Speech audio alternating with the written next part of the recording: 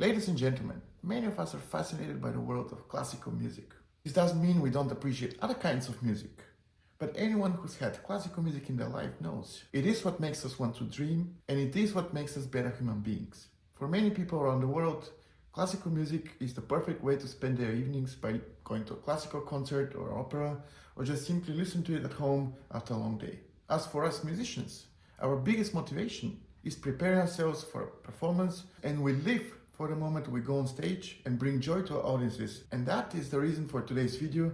Today I'm going to talk about how I believe we should practice efficiently in a way that saves us a lot of time.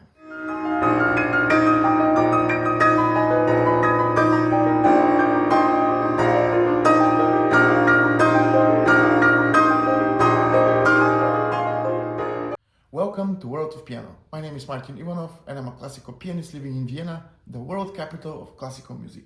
This might sound like a cliche, about Vienna being the capital of music, but I'm really hoping for the algorithm to pick on that and make my video viral.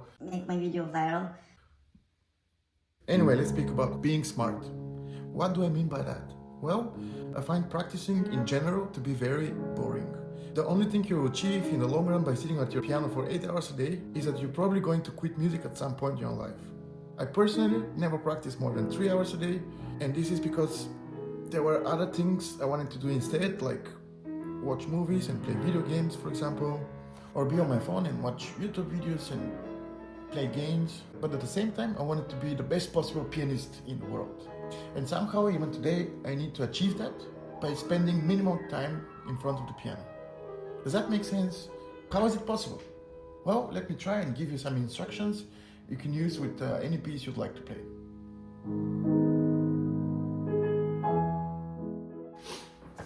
Spend some of your spare time listening to recordings and try to learn as many details about the piece as possible.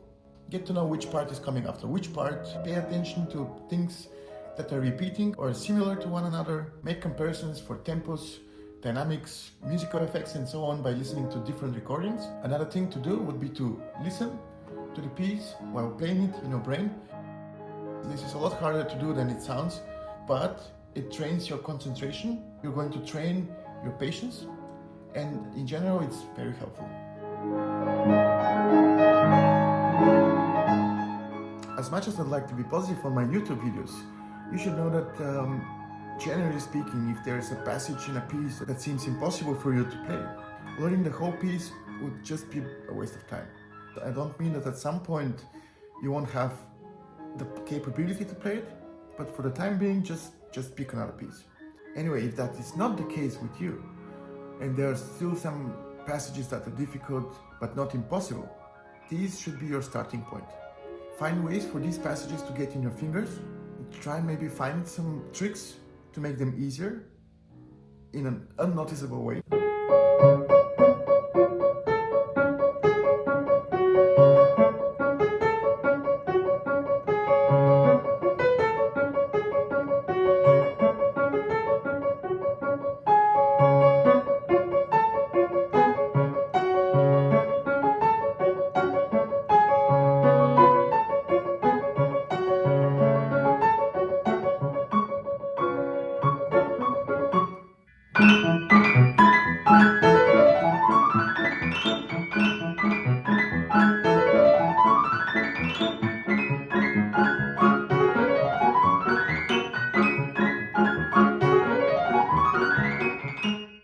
I'll try to give you as many tricks and ways to practice as possible in each video I make.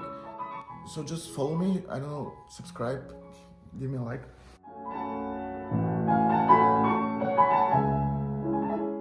It is very important to try and sight read the full piece. Wrong notes and slower tempo don't really matter, but in order to learn the piece as fast as possible, don't lose time by only getting to the second page or something. Take your time and reach the end the very first time you open that score.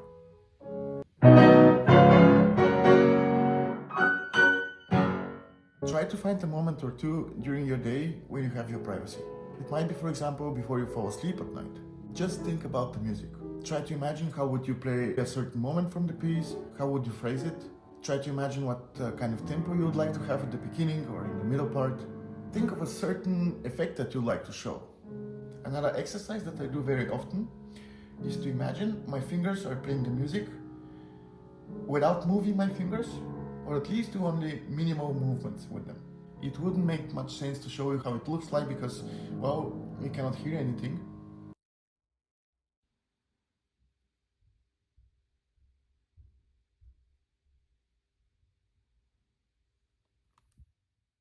But just stay with me and try to concentrate. You should also try, think, and do the exercise with the right fingering.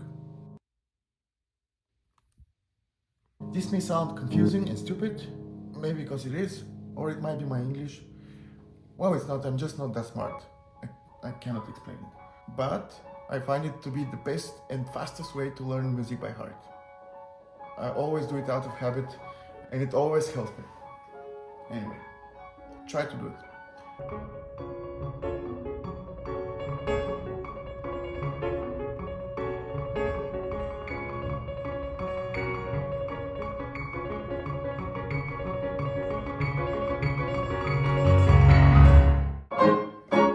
Make your brain fight to memorize the music.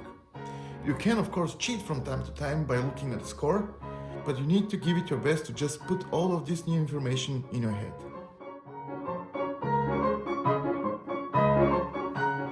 Put your favorite recording and try to play on the piano at the same time. If you cannot hear the recording well enough, just put your headphones and play it anyway. Try to match your playing to the tempo of the recording and don't give up. This is an extremely helpful method and you probably know about it, but if you don't do it, you might consider start doing it because it really helps.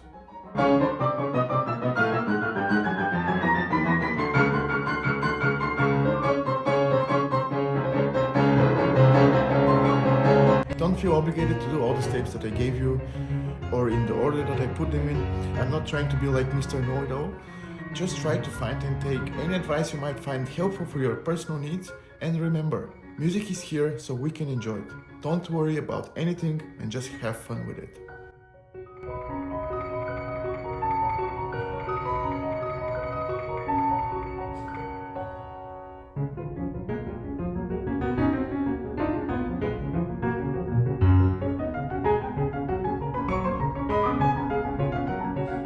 So this will be all for today. Thanks for watching and see you next time.